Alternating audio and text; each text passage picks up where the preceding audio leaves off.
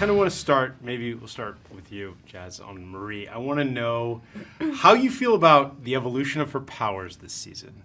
I just feel so lucky to get to play such a badass character. You know, you don't like think at first when you hear of a bloodbender like how far that can go, but they really, really push it and push it and push it. And yeah, so that was one of the coolest parts, I think, of getting each of the scripts is like seeing how much further they could go with her powers. So. Do you think she can take on Homelander? I think she can. Okay, very definitive. Yes. I'd kind of like to hear each of you talk a little bit about this series. The franchise expands. There's a prequel. There's yours is a spinoff. There's The Boys. What about this season really stood out to you in that landscape that was new? Ooh. I think it's just it's a bigger world. Yeah. Mm-hmm. Like we get to go outside of the school and kind of exist in the same world, and it really felt like we were existing in the same world as The Boys. Absolutely. And the crossovers are, I mean, they were cool in the first season, but now it's in the second season the crossovers are much more like impactful in our world. They're getting us, kind of bringing us into their world in a sense, and we're welcoming them into ours. So it's like the expansion of that is really, really cool. And with Vought Rising, also, do you feel like it's all kind of becoming one story to a certain extent? Yeah, it's definitely piecing it together. Yeah. You're definitely like finding the missing pieces of this weird guy that started a weird school. Right. And like the original heroes are going to be, I can't wait to see what they do with that. I'm so excited.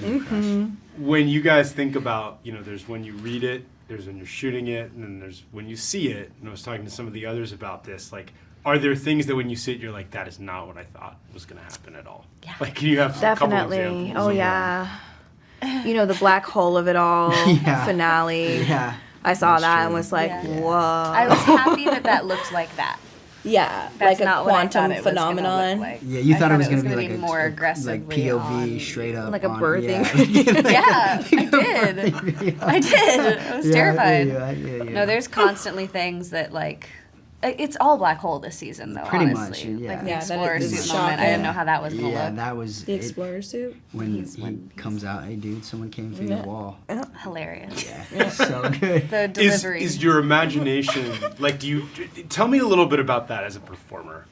So many performers have to deal with this, but imagination on set with what will be a visual effect and what you're given, and then how do you reconcile? I mean, I think that the show, the producers, the writer, they do such a good job at making everything as practical as possible. So you really, the only thing you're using your imagination for would be like if you, like a power, right? But even then, they're giving you the tools of like, this is how it's going to look, or here's the line of the blood splatter, or let's use silk scarves, or like, so they're making it as easy for us as possible. It is fun to use the imagination, but I think they do a really good job at making everything practical, and I think that's why it looks the way it looks in the end product. Yeah, I think the cocksplosion scene was a perfect example of that, too. Yeah, in where they season one. built a...